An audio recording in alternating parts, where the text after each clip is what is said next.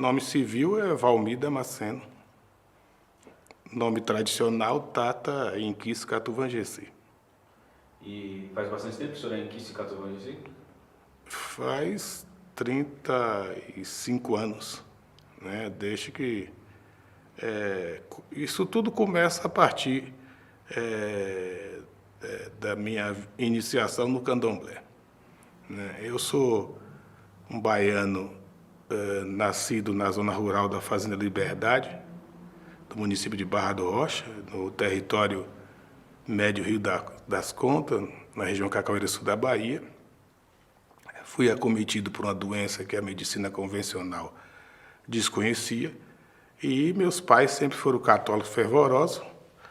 Isso, sobretudo, já predominava o racismo religioso. Minha mãe era de um grupo ideológico da Igreja Católica, chamado Apostolado da Oração, e ia aos médicos e não descobria a minha doença, a qual estava acometido. E fui tomado por uma tia, né, irmã biológica da minha mãe, e fui apresentado a uma sacerdotisa de Candomblé de Angola, que visitava sempre o sul da Bahia, né, no auge daquela região do cacau, né, da riqueza, né, na era de ouro do sul da Bahia, né, da região cacaueira. Então, essa senhora determinou que eu fosse levado a um terreiro em Salvador. Isso eu tinha, na realidade, 11 anos de idade, e eu praticamente não andava, me arrastava pelo chão, tinha o corpo cheio de ferida. E meus pais, pequenos lavradores, né, trabalhadores rurais, e não acreditava que a medicina tradicional pudesse resolver o meu problema. No entanto, eu fui para esse terreiro com a anuência do meu pai, que me levou a essa casa, e eu fiquei recolhido, enclausurado por 3 meses, passando pelo processo de iniciação, pelo processo de purificação da alma e do espírito. E aí que aconteceu a minha iniciação. A partir desse momento da minha iniciação, eu comecei a andar aos poucos, né, firmar, né, sobretudo que a própria divindade tutelar do meu mutuê, ou seja, o santo da minha cabeça, começou a me pegar, como costumeiramente se fala no candomblé, e foi firmando os nervos, as feridas foram desaparecendo, e aí eu praticamente me firmei, né, dentro da tradição do candomblé de Angola, mais especificamente. E continuei voltando após o processo de iniciação, voltei à minha vida normal, né, cumprindo com as obrigações religiosas. Eu tive que trabalhar, estudar, e o estudo para mim sempre foi algo significante, né? Menino pobre, de família pobre, né? Eu pensava no estudo como um desafio para me reencontrar com a própria história e a própria sociedade. Isso é aceito no seio da sociedade, né? Diferentemente de outros jovens da minha época. E comecei a minha vida de estudo no interior, depois migro para Salvador, a capital da Bahia, e aí os problemas espirituais voltam a me perseguir. Eu jamais tive o propósito nem a intenção de ser alçado à condição de sacerdote, de Tata Inquis. Na realidade, eu tinha me afastado para mim, o que aconteceu foi o seguinte: eu fui iniciado, para mim isso bastava para continuar a vida pós-terreiro. E não é isso, né? No candomblé, você não é você não escolhe, você é escolhido. E feliz é aquele de que é escolhido pelos ancestrais, pelos seus antepassados, ou pelo inquice, né? No entanto, os problemas voltaram e eu recorri a uma mãe de santo, amiga da nossa família, particularmente do meu pai biológico, e ela, com seus poderes tradicionais, verificou que eu tinha que dar continuidade às minhas obrigações, porque logo em seguida minha mãe de santo vem a falecer, eu fico órfão de mãe, e essa senhora que me socorreu, que me acolheu na sua casa e que deu continuidade às minhas obrigações dentro do candomblé, né? Ou seja, após a iniciação você tem que continuar fazendo suas obrigações, né? Alimentando o seu corpo e sua alma, o alimento espiritual, né? Porque o físico você já faz no dia a dia. E assim aconteceu comigo. Essa senhora assumiu a minha maternidade como minha sacerdotisa e continuou as minhas obrigações até o momento em que eu fui escolhido novamente pelo inquice a ser alçado à condição de tata inquice, né? E que aí já se passaram já 10 anos da pós-iniciação, e então eu recebi o cargo de tata inquice, sentei em uma cadeira como essa aqui, né? E deu minha condição de ter uma casa de candomblé. Na realidade, esta casa aqui, o Inzo Tumbanci, ele nasce no dia 22 de setembro de 1985, na cidade de Ipiaú, na região também do território médio Rio das Contas, no sul da Bahia. E com a minha migração para São Paulo, aí há uma peleja com o santo para ele autorizar que se transfira todo um acervo cultural e religioso para São Paulo, né? E isso aconteceu no final da década de 80, quando em 87, eu migro para São Paulo e já no final da década de 80, eu abro o primeiro terreiro de candomblé em São Paulo, especificamente no bairro de Vila Brasilândia, na zona norte da capital paulista, bairro este de população majoritariamente negra. Isso para mim foi interessante, no Jardim Guarani. E depois ele muda para outros lugares, ele vai para o bairro da Casa Verde, no Parque Peruche, que é um bairro também, que era um bairro também de população negra, até hoje ainda tem lá a comunidade São Benedito, né? E volta para a Vila Brasilândia. Da Vila Brasilândia ele transfere para a cidade de Ferraz de Vasconcelos, na região metropolitana leste da Grande São Paulo. Fica pouco tempo por lá, porque, em virtude das dificuldades, esse terreiro funcionou em vários lugares, tanto da Bahia até a São Paulo, em virtude de ser imóveis de aluguéis, e isso dificultava o seu funcionamento, em virtude dos pagamentos, porque a população que eu mais socorria, como socorro até hoje, oriento até hoje, são pessoas majoritariamente negras e pobres, né? Nunca foi uma casa de candomblé frequentada por pessoas afortunadas ou em condições razoavelmente significativas do ponto de vista econômico, né? Então, às vezes não tinha recursos para pagar o aluguel, nem a conta de luz, nem a conta de água, e isso incorria em dificuldade de funcionamento.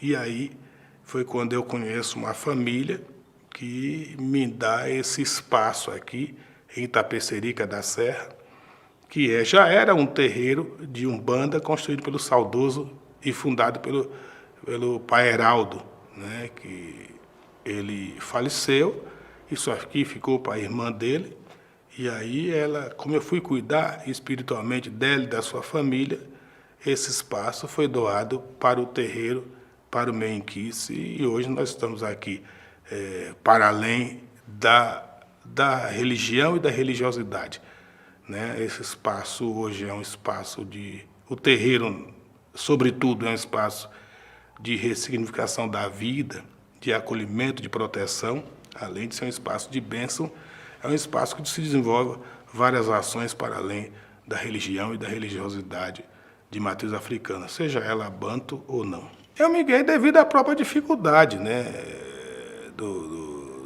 Como todo bom nordestino, a gente sempre tem os olhares para as grandes cidades, que hoje eu já não recomendo isso para ninguém, né? Você sair das suas origens, né, sua terra natal, para vir sofrer em terras como esta, né? Mas eu acho que também isso faz parte do próprio destino, da própria vida. O próprio ancestral, ele lhe dá essas condições para tal, né? Mas na Bahia, eu sempre exerci a minha função de profissional da comunicação, né? Isso é a minha formação, foi a minha vocação desde ainda do ensino secundário, do ensino fundamental, e depois eu atuo ainda antes mesmo de me graduar em curso superior de comunicação com habilitação em jornalismo. Eu tenho atuação ativa em órgãos de comunicação, em jornais impressos, tive um jornal na cidade de Piauí, atuei no jornal de Jequié, fiz curso prático na Escola de Comunicação do Jornal de Jequié. Fui o primeiro repórter da Rádio Educadora de Piauí AM, um programa que eu tive chamado Falando Francamente, que era de meio-dia às 14h, né? E fui correspondente de vários importantes jornais da Bahia, como Jornal à Tarde, Tribuna da Bahia, Jornal da Bahia. E ainda naquele período da década de 80, em Piauí, na cidade que eu escolhi para morar, apareceu um delegado de polícia, capitão da Polícia Militar.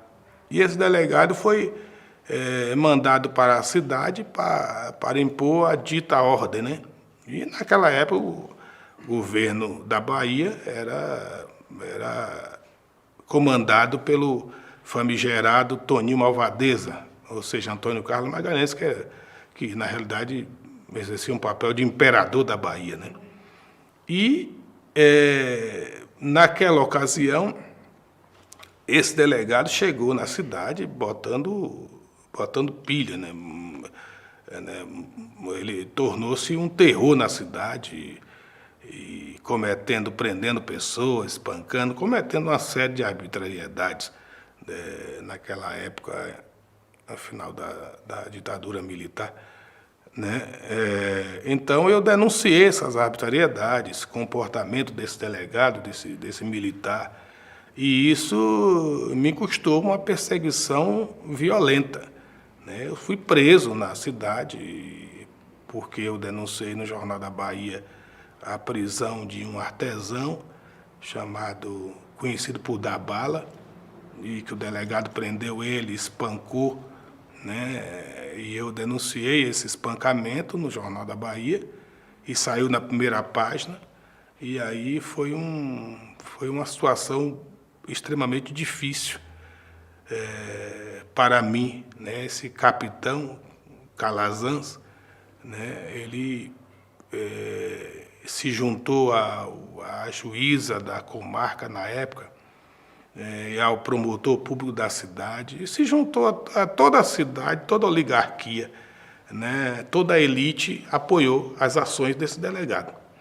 E os perseguidos ficaram comigo, né? E então, como eu já fui preso e apanhei também a mando e às vezes diretamente desse próprio delegado de polícia, minha mãe me recomendou que eu saísse da cidade, porque havia uma ameaça de morte contra mim. Inclusive, cheguei a sofrer uma tentativa de assassinato, né, a mando desse delegado, que desferiram contra mim 7 tiros e nenhuma bala me pegou, né? Então, para não ver minha mãe sofrendo, né, eu tive que sair da cidade e para onde eu escolhi foi São Paulo. Na realidade, eu não fui nem para São Paulo, eu fui para o centro-oeste do país. Eu fui para Anápolis, em Goiás, depois fui para Quirinópolis, trabalhei numa rádio emissora sul-goiana de Quirinópolis, no sul de Goiás, e ali saí pela região do Triângulo Mineiro e vim para São Paulo, onde aqui já morava minha irmã biológica mais velha, né, na Zona Leste de São Paulo. E então, a minha vinda da Bahia, na realidade, foi forçada, a minha saída de lá foi forçada. O sistema de opressão me fez sair de lá, da minha terra natal, das minhas origens, para cá, de forma forçada, de forma violenta. Esse foi o motivo que me fez vir para São Paulo, e aqui eu ter feito, na realidade, essa trajetória, e aqui eu me firmei, né? Não tive mais condições de voltar para dar continuidade do terreiro que lá ficou, e aí rezando e implorando aos santos, aos guias, aos encantados, e me foi permitido transferir todo esse acervo cultural e religioso para São Paulo, e aí assim aconteceu. Porque primeiro você tem a determinação do seu santo, mas você tem que correr atrás do lugar e do espaço. E aí é onde o cerco se fecha, né? Porque você já, por ser adepto da religião, ser de candomblé ou ser de umbanda, você já sofre uma violência, né, perante a sociedade, né? O racismo religioso começa a lhe perseguir, né? E você já não tem as condições que lhe favorece, que deveria ter, né? Porque você está ali zelando e preservando e conservando um legado africano, né? Que é a sua própria ancestralidade é um legado africano, e que essa própria ancestralidade é a mão que ajudou a construir o Brasil e formar a sociedade brasileira, né? Então, quando esse fantasma começa a lhe perseguir, você é cercado de dificuldade de toda a ordem, né? Até o espaço, você tem dificuldade para conseguir o espaço próprio, que na realidade o candomblé, pela riqueza que tem, ele precisa do seu espaço próprio, porque ali você tem que iniciar uma edificação de acordo com a determinação do seu inquice tutelar. Ele é que tem que marcar território. Então, quando o adepto, o sacerdote, a pessoa de candomblé, ele não tem esse espaço, quando ele é perseguido por esse racismo que lhe fragiliza, lhe aniquila, ele tem dificuldade de se estabelecer e se reafirmar enquanto sacerdote. É o que acontece com muitos aqui que vêm, não só para São Paulo, mas para as grandes cidades, né? Então, é fruto, na realidade, do racismo, né? Que lhe fragiliza, você fica sem condições, sem as condições devidas e necessárias para conseguir os recursos, né? Para poder fazer a aquisição do espaço próprio para professar seus cultos, professar sua própria ancestralidade. O racismo religioso é tudo para mim aquilo que não se coaduna com as religiões dominantes, as ditas religiões importadas, né? O que não tá de acordo com o que com os olhares do eurocêntrico, né? Para mim é racismo, para mim é um racismo irreligioso, porque a dominação a religião, na realidade, é um ato, é uma prática de dominação, né? E as religiões europeias mais ainda, né? É onde o que não está em consonância com o pensamento europeu, né? Então aquilo ali não existe. Então, pensando assim, se o candomblé, as matrizes africanas não estão em consonância com o pensamento europeu, né, com o que dita a Europa, né, então ela está fora, ou está fadada a não existir. Então, existe uma dominação religiosa instituída e estabelecida no mundo. E no Brasil não seria diferente. Então, o que veio de lá, do outro lado do Atlântico, foi transplantado de lá, de um povo que tem um modo de vida próprio, né? Tem sua própria cultura, tem sua própria forma de existência, né? Que é diferente do que impõe do pensamento do colonizador, do opressor. Então é racismo religioso, né? Você tem aí um claro racismo religioso, porque os caras vêm com todo o poderio, o poder do dinheiro, né? O poder justamente para ali manipular, para ali fazer, obrigar você a entender que tem que seguir um modelo do branco, né? E não esse modelo aí de preto, que é o melhor modelo possível e imaginário. Então você tem que ser obrigado a largar a sua crença, a sua fé, né? E seguir um outro padrão, né? Então o racismo religioso está implícito em tudo isso aí. Mas dizem que a religião do senhor e pessoas como o senhor seguem o mal, o diabo. É verdade isso aí? Essa é uma das táticas e tantas outras do próprio racismo religioso, da própria pregação das religiões dominantes. Qual?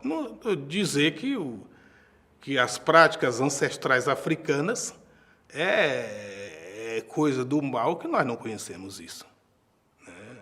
Nós não conhecemos o que é satanismo, o que é diabo, e isso criado pelo racismo imposto pela cultura judaica cristã.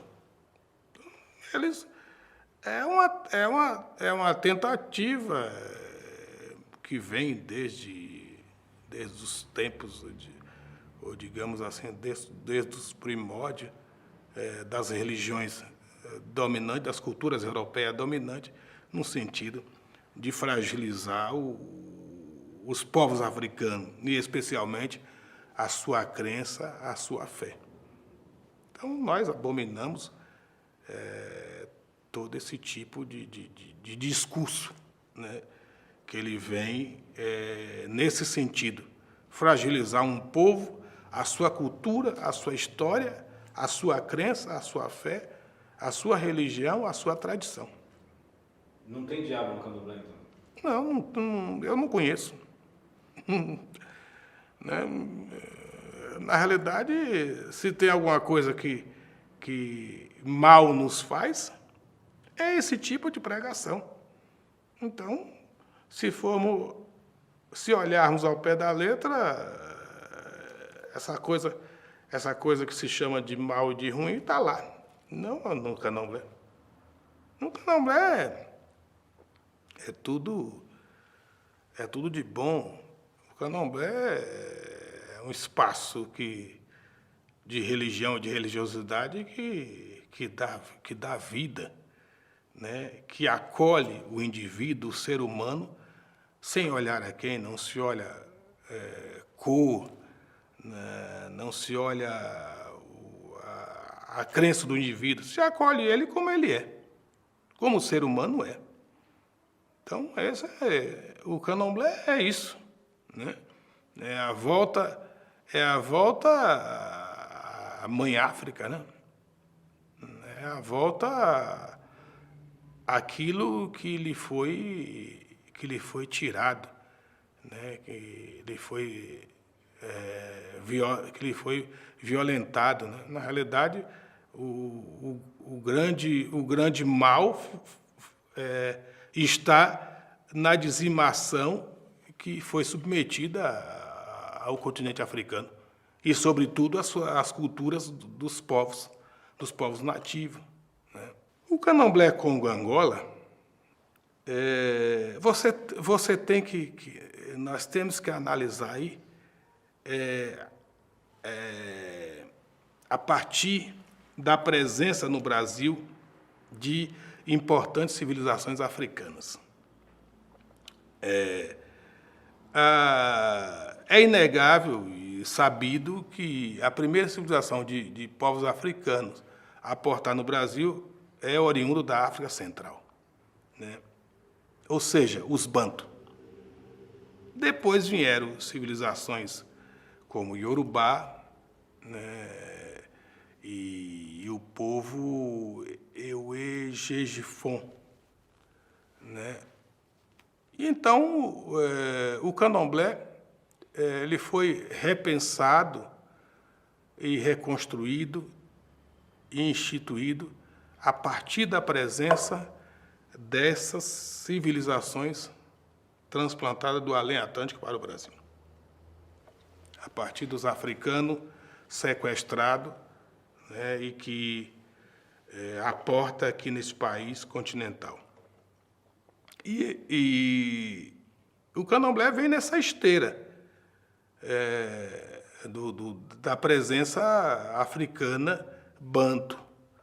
E aqui se pensa, o africano, aliás, ele repensa como estabelecer um sistema de organização para cultuar a sua religião, a sua religiosidade e realizar as suas práticas. É aí que a partir daí que surge o candomblé, né? Uma cultura tradicional de religião e religiosidade que é construída a partir daqui do Brasil, né? Com a vinda desses povos, e aí surge o candomblé, o chamado candomblé Congo-Angola, ou candomblé de Angola simplesmente, né? E que se estabelece com modelo e línguas, um conjunto de línguas, de hábitos e costumes diferentes do candomblé de tradição iorubá, que traz os orixá, né? E diferente também do candomblé de tradição Euê-Gégifon, que traz os voduns, né? Que é oriundo do Benin, né? O candomblé de Angola, ele, sobretudo o povo que que é majoritariamente de Angola mesmo, né? E eles trazem divindades como Inquice, Muquixe e tantas outras. E, de uma certa forma, com a opressão, né, sobre esse povo, né, eu digo que nenhuma colonização ela é boa. E a colonização portuguesa sobre o Brasil foi, na realidade, todos os países foram uma desgraça, né, na realidade. E ainda mais que esses colonos, eles sempre estiveram mancomunados com a igreja, né?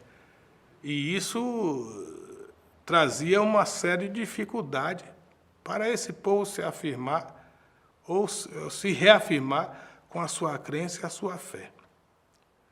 E se falar de orixá, na época, penso eu, era difícil, piorou falar de Inquice, né?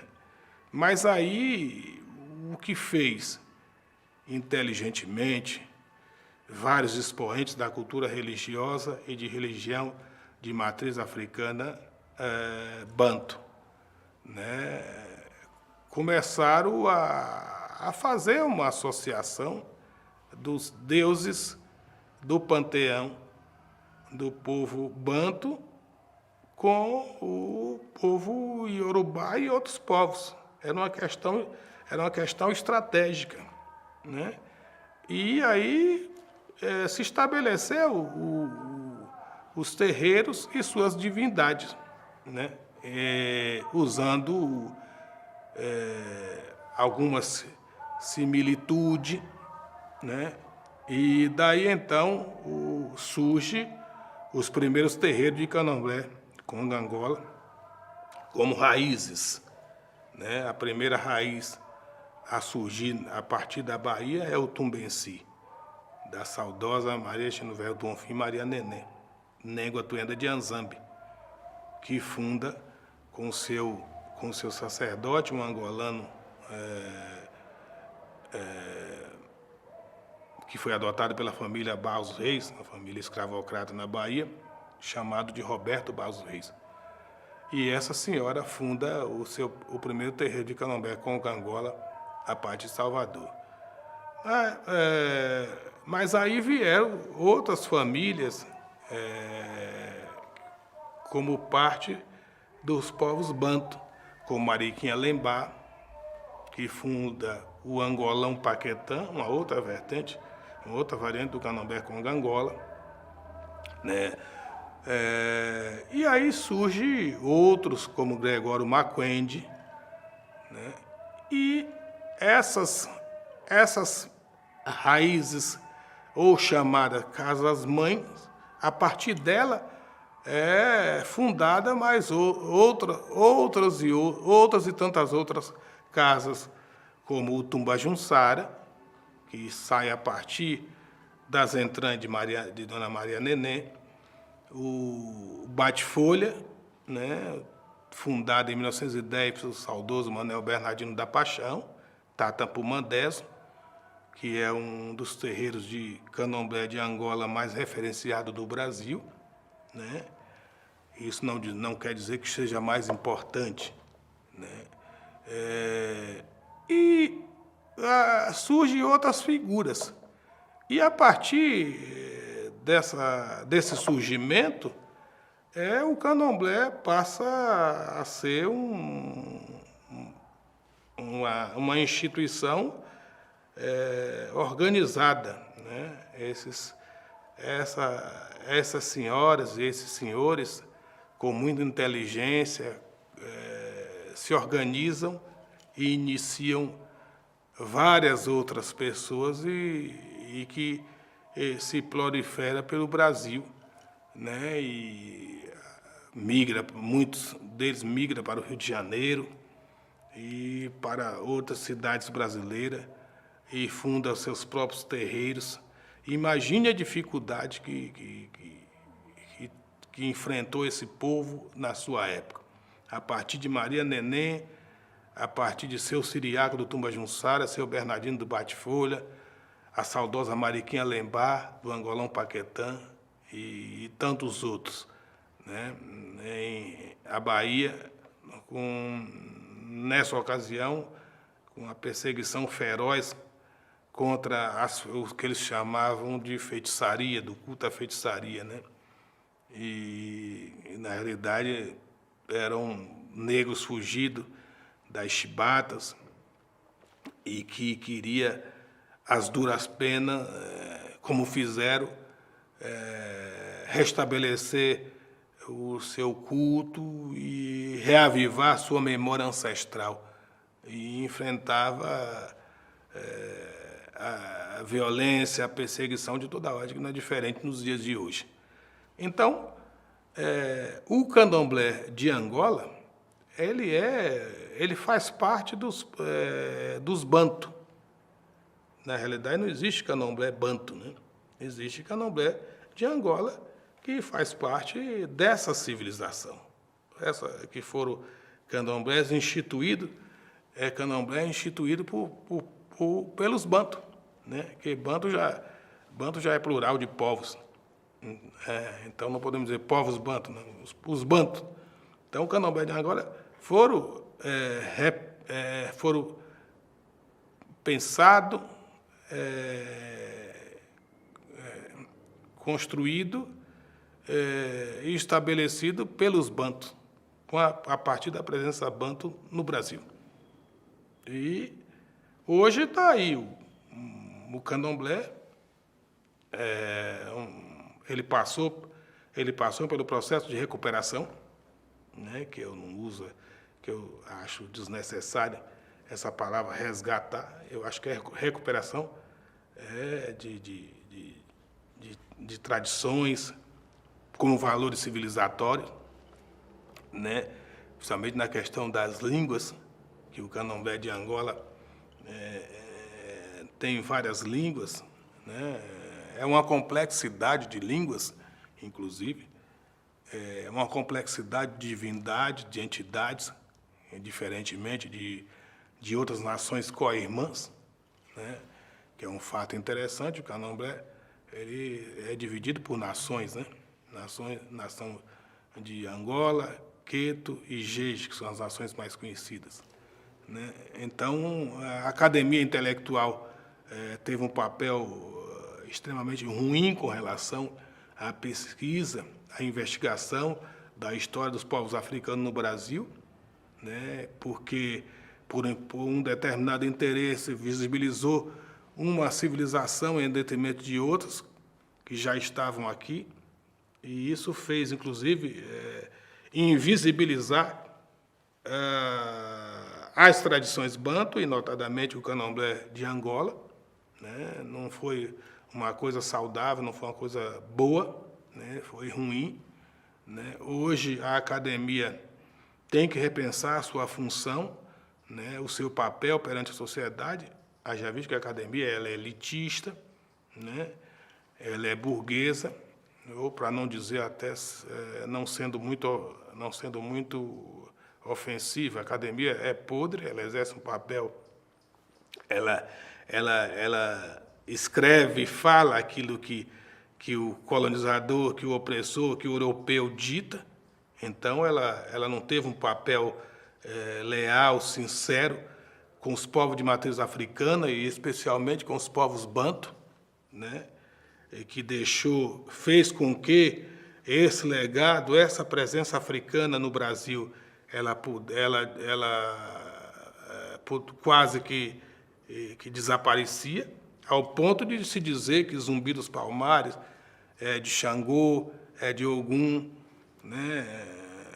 O nome Zumbi é uma expressão literalmente, visceralmente, banto, né?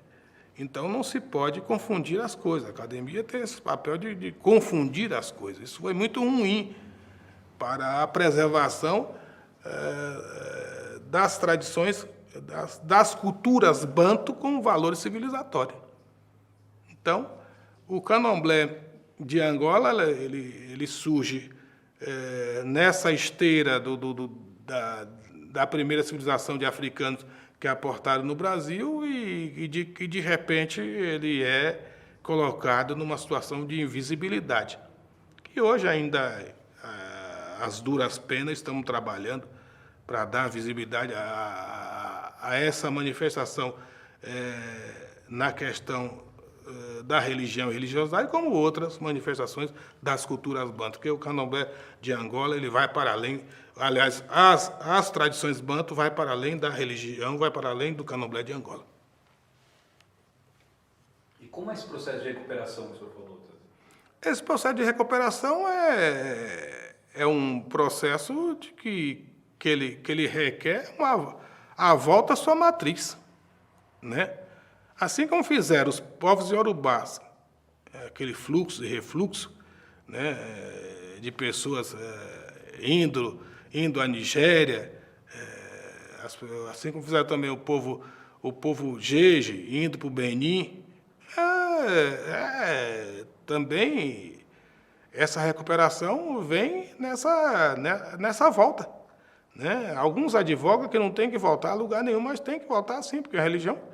Eu sempre advoguei e penso que nós cultuamos ancestrais, antepassados, que saíram, foram sequestrados de lá de lugares como Embaza Congo, né, que é a cidade sagrada do povo Bakongo, né, ancestrais que foram sequestrado do reino Dundong da Matamba, né, no Malange, e tantos outros grupos étnicos dos bantos que vieram para atravessar o Oceano Atlântico e chegaram no Brasil. Então, essa recuperação ela se dá em função da própria volta à Terra-mãe, né? Por exemplo, impulsionar o retorno dos descendentes dos Bantu no Brasil para visitar suas origens. Visitar o reino do Ndongo, o reino da Matamba, o reino do Bailundo, o reino dos Baiaca, que é um povo Congo, né, que está estabelecido no Uíge, na região norte de Angola, né? O próprio conhecer a capital do Reino do Congo, que é em Baza-Congo, na província do Zaire, também no norte de Angola, conhecer as tradições que são praticadas e cultuadas em Cabinda, também no norte de Angola, de onde partiram muitos africanos para o Brasil, né?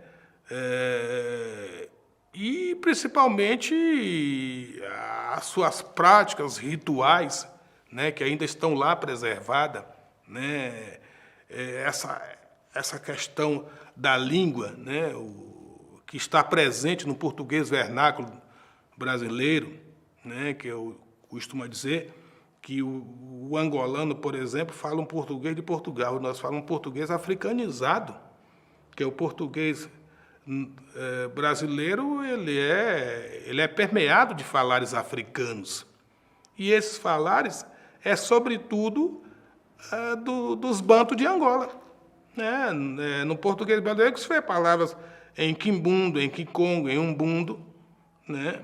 Então, na gastronomia que se vê costumes que estão lá em Angola preservados, né? Nos terreiros de Candomblé Angola que se vê divindades, entidades como Matamba, né? Que Matamba, na realidade, foi um estado, né? que foi comandado pela rainha Gingambande, né? Que foi a maior guerreira do povo Ambundo, do povo Quimbundo, que eu estive lá recentemente, né? Ela foi tão importante e comandou dois estados, o estado da Matamba e o estado do Ndongo, né? Que foi fundado pelo rei Ngola Quiluange, Quiaçamba, Então, o povo precisa, as pessoas precisam conhecer, tem sede, tem vontade de conhecer a sua matriz. Mas a dificuldade imposta pelo próprio racismo impede que isso aconteça, né? Então, essa recuperação ela se dá ela passa necessariamente por esse retorno, por esse caminho de volta. Sem o retorno não existe recuperação. Haja visto que nós temos muita coisa aqui no Brasil, mas a volta, ainda que tenha muita coisa, a volta ainda é necessária. Maravilha. E o terreiro está pensando aqui agora que o terreiro está numa região que é limítrofe à cidade de São Paulo, né? Periferia da cidade de São Paulo, região metropolitana, que tem uma população negra muito grande, né? Que talvez esteja a par de todo esse debate, né? Como você acha que o terreiro pode contribuir? Por que um povo que mora aqui, uma pessoa que mora aqui, nessa região, ela... Por que não, né? Mas o que ela pode ter de interessante para ela? O que essa região pode ter interessante para ela, pensando nessa recuperação que o senhor disse, assim? Rever alguns conceitos, identificar o que é o povo banto, por exemplo. Uma pessoa que nasceu aqui, o que ela tem a ver com isso? Tudo a ver.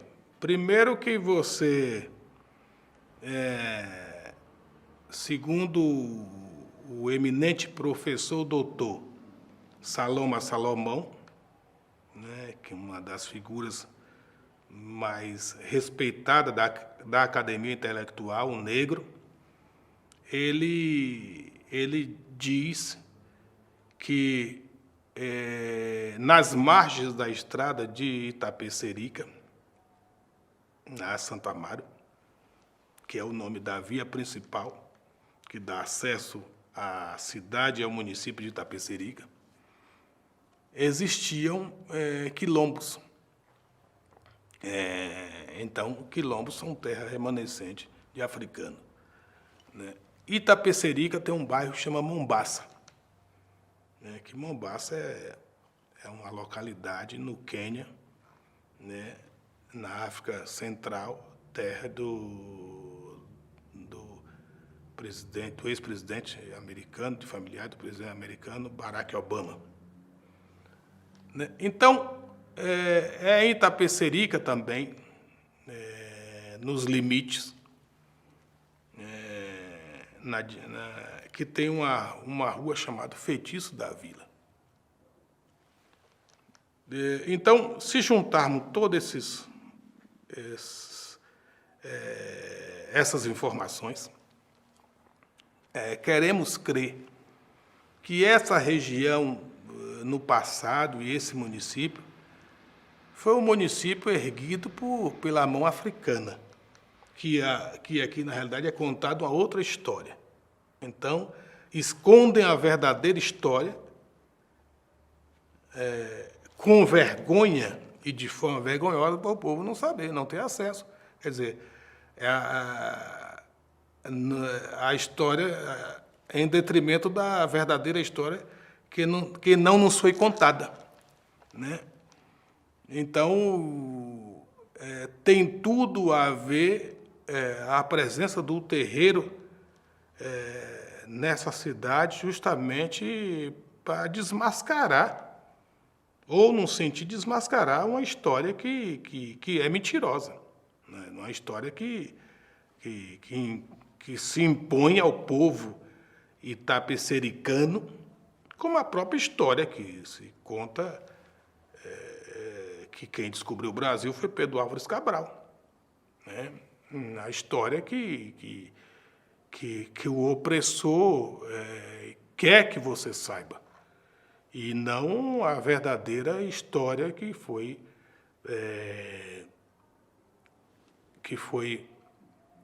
deixada a partir da presença da mão africana, quando, junto com os povos nativos desta terra, que são os indígenas,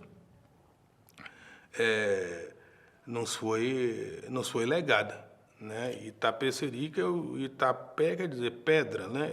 Itapecerica quer dizer pedra lisa, né? É um termo, uma expressão indígena. E isso não é contado, isso o povo a maioria do povo dessa cidade, dessa localidade não sabe por que nem que se chama Itapecerica da Serra, né? Então vejamos que deveria ter aqui vários resquícios da presença africana e passa assim como se passasse um rodo, né, para não deixar aí uma vassoura para não deixar rastro.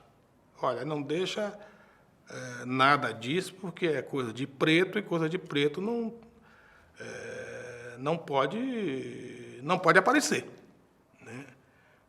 Por exemplo, você vê que no município de Itapecerica tem 180 mil habitantes, uma população equivalente à população de São Tomé e Príncipe, um país africano, né? E a população majoritariamente preta, e que você não vê nada que se reporte a verdadeira cultura do povo preto, do povo negro, e muito menos dos povos de terreiro. Eu, quando cheguei para aqui, comecei a fazer uma série de diálogo com esse povo aqui, e o povo tinha medo até de sair das suas próprias casas de macumba, né, por conta da feroz intolerância, né, do feroz racismo religioso, né, porque aqui é um lugar que o mando do poder público municipal e depois o mando da igreja.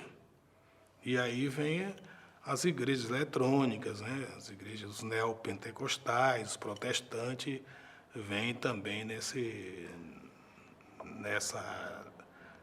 barco aí, destruindo e fazendo o povo acreditar naquilo que eles acham que é o importante para eles continuar manipulando a população. Aqui tem crime de racismo todo dia e toda hora, de discriminação racial, e outras intolerâncias correlatas.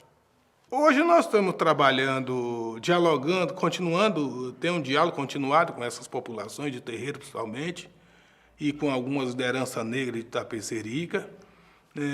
Chamamos a responsabilidade das autoridades constituídas. Esse diálogo é feito no próprio terreiro, porque acreditamos que coisa de terreiro tem que ser realizado no próprio terreiro, né? Então, chamamos essas pessoas para conversar, para dialogar, né? Povos, lideranças de comunidades tradicionais de matriz africana, né?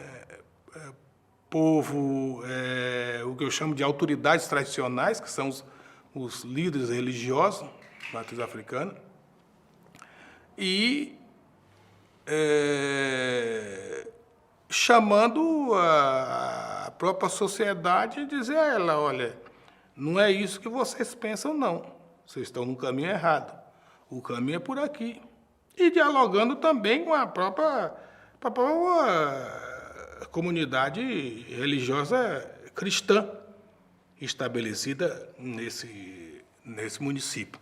Ao ponto de que já fizemos o seminário de combate ao racismo institucional e religioso dentro da Câmara Municipal de Itapecerica da Serra, que é presidida pelo vereador Pastor Márcio, né?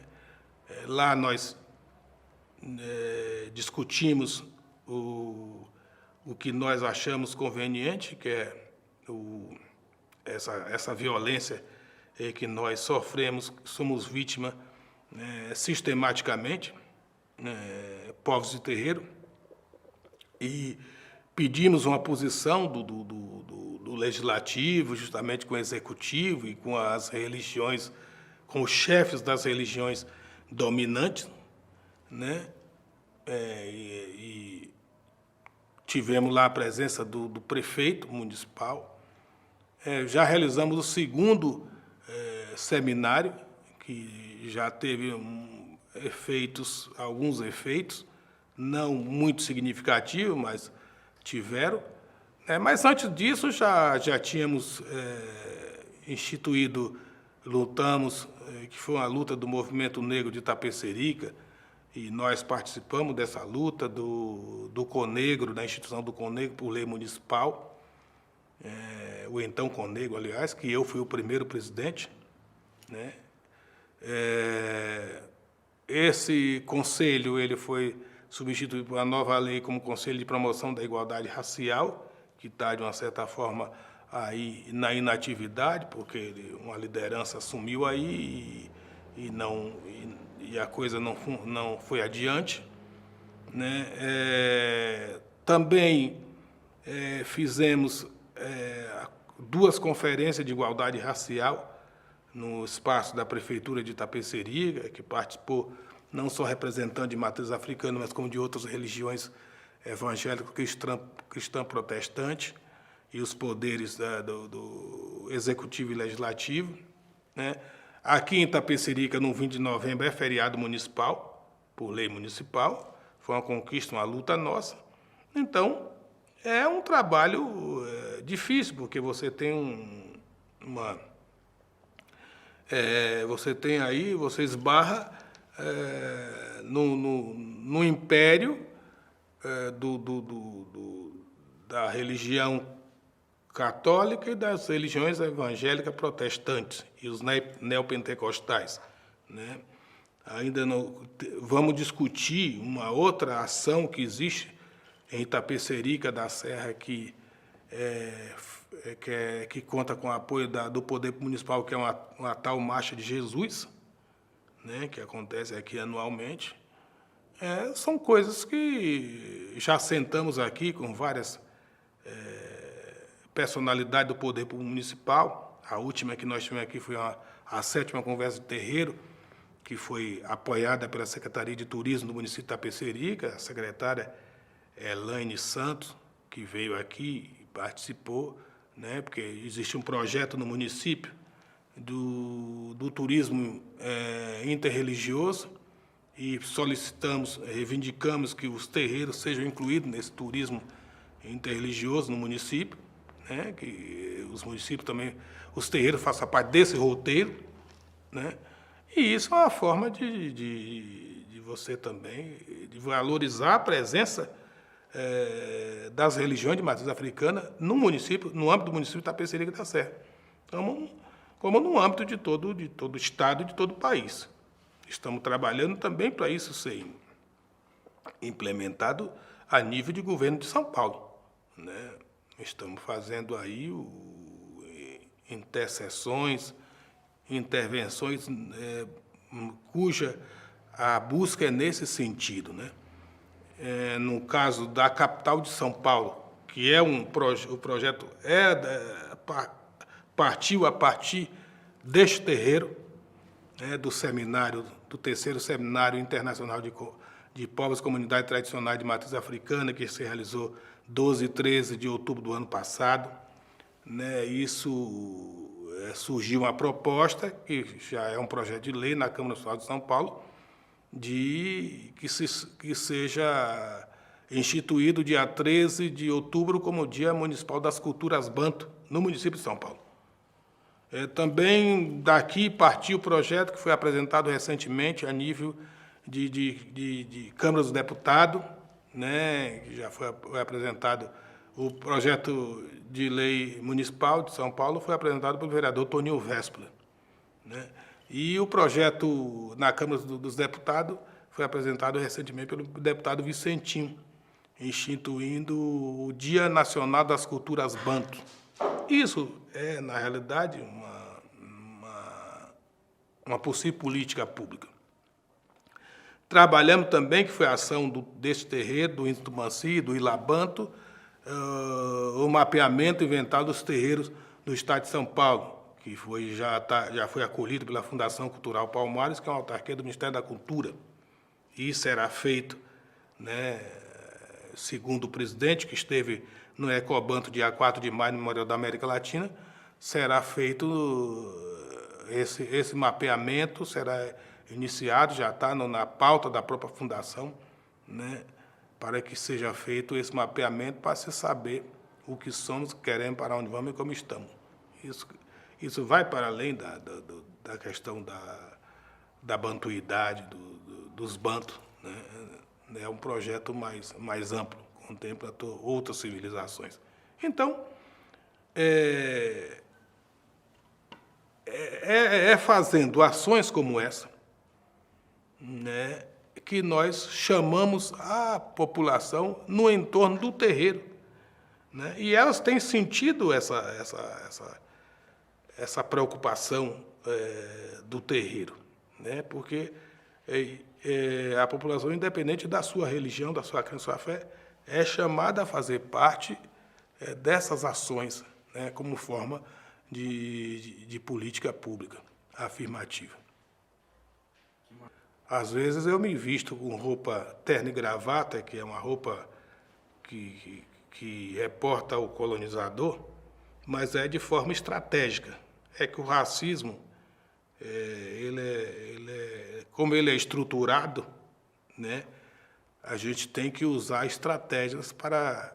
Infelizmente, é coisa que não deveria acontecer. Você tem que arrumar estratégia para você ser aceito nessa sociedade. É uma sociedade racista e intolerante, né? E eu tenho um hábito de me apresentar nos lugares, de ir à feira, no mercado, até na própria prefeitura de Itapecerica, ou em outros espaços cujo a influência maior é de outros grupos religiosos e de religião dominante, né? Mas eu tenho me utilizado dessa prática, que é uma prática própria do povo africano, de se apresentar vestido com suas roupas tradicionais, como essa camisa, que é tradicional, né? Essa quinjinga, que isso aqui me foi ofertado lá no reino do Ndongo, né? Que isso é o poder, né? Simboliza o poder, tendo em vista que o Ndunzi, ou seja, o cérebro, é o maior poder do ser humano. Então, isso aqui tem o poder de cobrir, de proteger, né, essa parte do nosso corpo, que é onde ali está, é onde habita a inteligência, né, do ser humano, né? Então, e às vezes nos lugares que passo chama bastante atenção. Ontem mesmo eu estava em São Bernardo, em Santo André, e aí as pessoas se aproximam: olha, de que religião você é? Eu sou de Candomblé. Não é diferente, é que o racismo ele faz as pessoas, ele tem o poder de fragilizar as pessoas, de desestimular as pessoas dos seus hábitos, seus costumes, da sua tradição. Então, ele tem o poder de aniquilar as pessoas. E nós vivemos em uma sociedade burguesa, elitista, cujo papel é fragilizar a maioria da população, né? Então, eu acho que o papel da autoridade tradicional, não no sentido daquela autoridade imposta, mas a autoridade que lhe foi dada pela sua própria ancestralidade, pelo seu próprio antepassado. Ele tem o papel fundamental de exprimir o seu poder com a palavra, né? E com essa palavra ocorrer mudança significativa para o bem da sua coletividade, para o bem da população. Entrar em cena e essa entrada provocar mudanças significativas no seio da população, da própria sociedade, né? Porque aqui, por exemplo, no Jardim Campestre, o povo desse bairro aqui tinha medo de vir aqui no terreiro, embora aqui numa segunda rua ela tem um terreiro antigo, mas o terreiro é de Umbanda, é aquela coisa que se diz que é suave, né? E que o candomblé é uma coisa mais de peso, no sentido da sacralização de animais, né? E que o racista ele propaga que é coisa ruim, que é coisa demoníaca, diabólica, né? E que esses espaços, que é o espaço de acolhimento, de proteção e ressignificação da vida, o racista propaga que é espaço onde se produz coisas ruins. Na realidade, o que se produz nesses espaços é cultura, é valorização da tradição, é crença, é fé, né? É a pessoa que recorre a esses espaços e que já está cansado de busca do remédio para a cura da sua enfermidade na medicina convencional e não encontra. Encontra aqui na medicina tradicional, né? Porque aqui se trabalha também,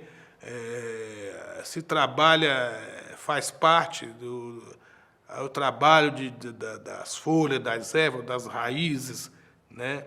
O maior laboratório de cura da fome, da miséria e das doenças é o terreiro, sem sombra de dúvida.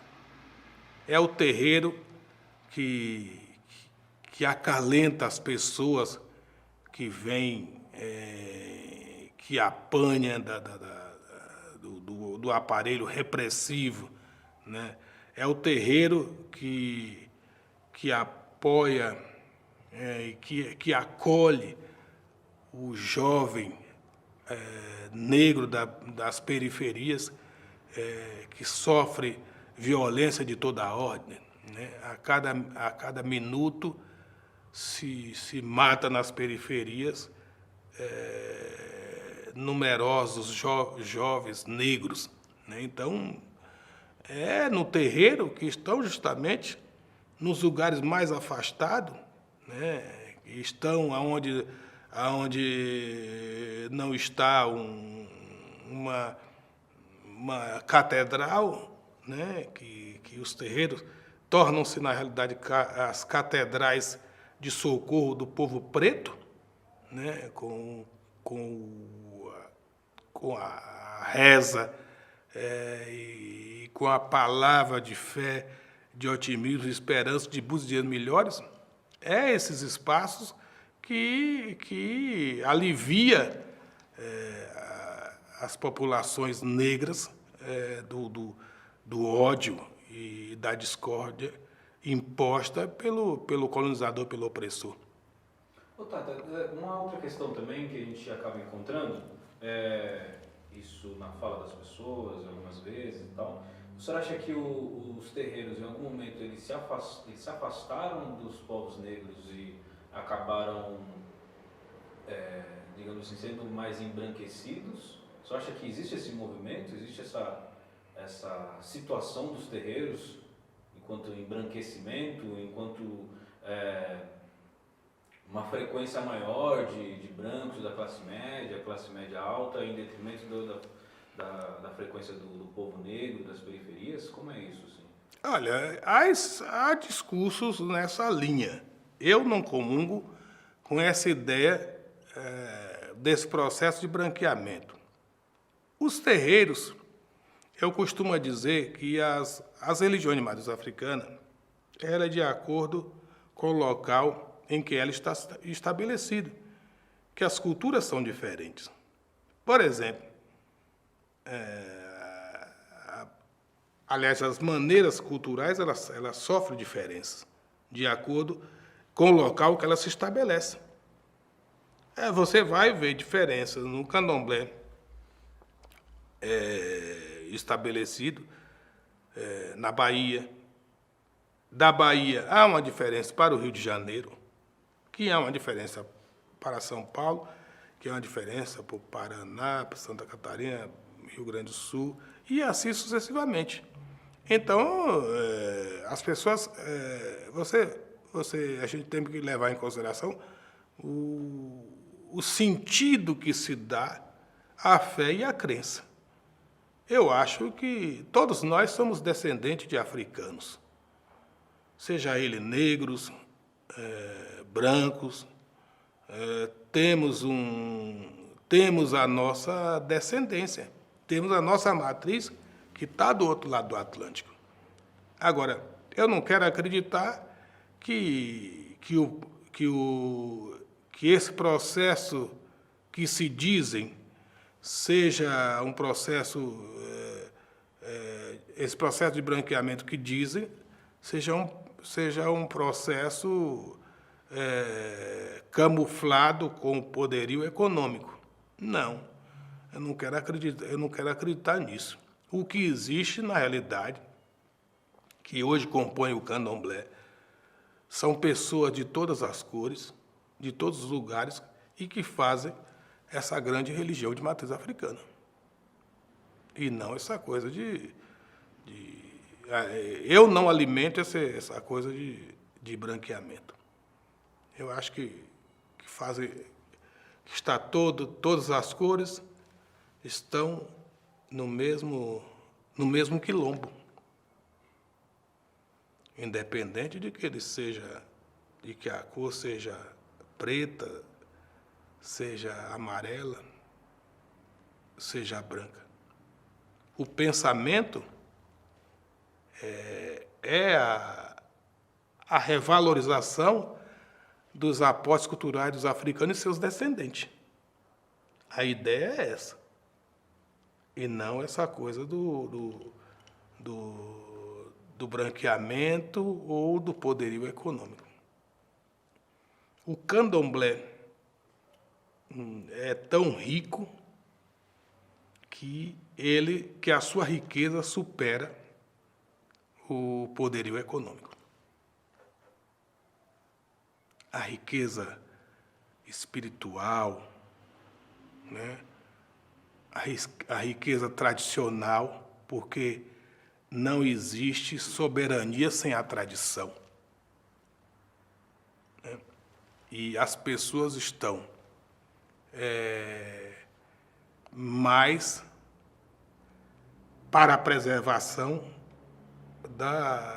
dos valores tradicionais, independente de quem ele seja. E o candomblé também não escolhe cor, né? Ele escolhe seres.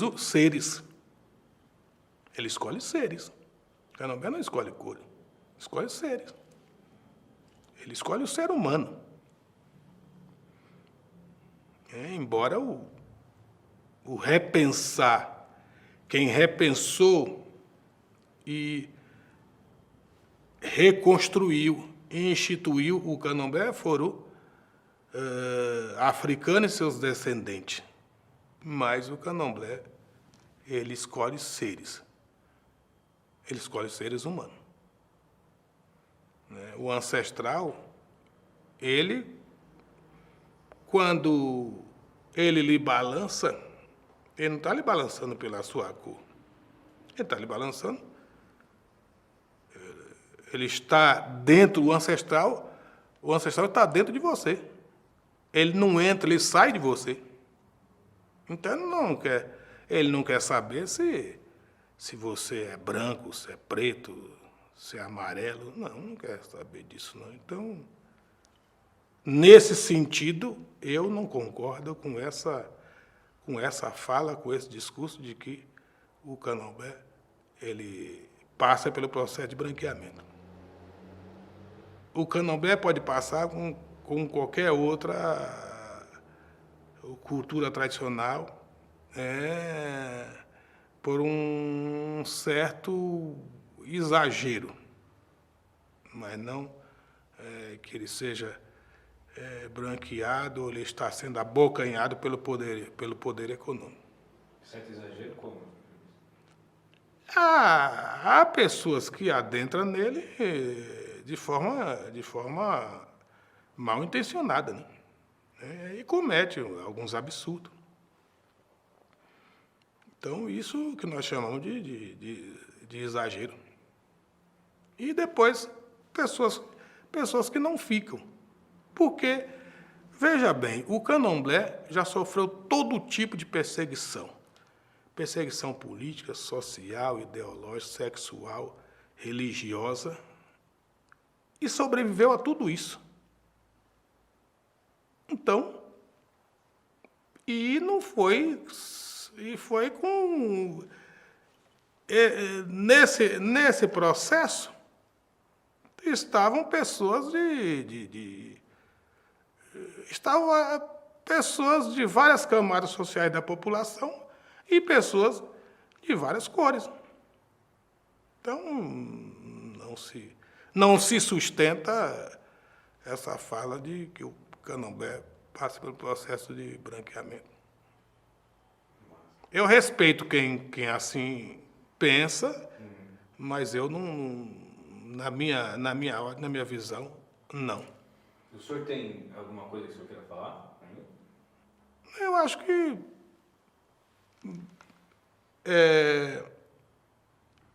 voltemos, eu vou me inspirar numa fala do primeiro presidente de Angola, doutor Antônio Agostinho Neto. Hão de voltar às tradições.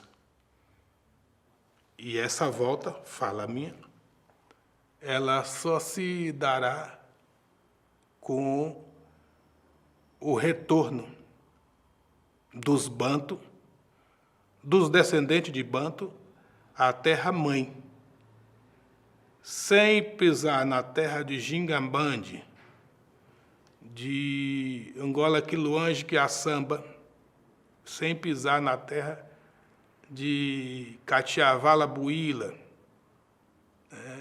sem pisar na terra da Palanca Negra, os bantos ficarão muito distantes da sua origem, das suas raízes, né? Nós somos irmãos do povo de Angola, do Congo e de Moçambique por direitos ancestrais, e que nem o Oceano Atlântico conseguiu nos separar. Muito pelo contrário. A união ela está sendo mantida igual um cordão umbilical. Aí eu vou perguntar se o Fernando tem alguma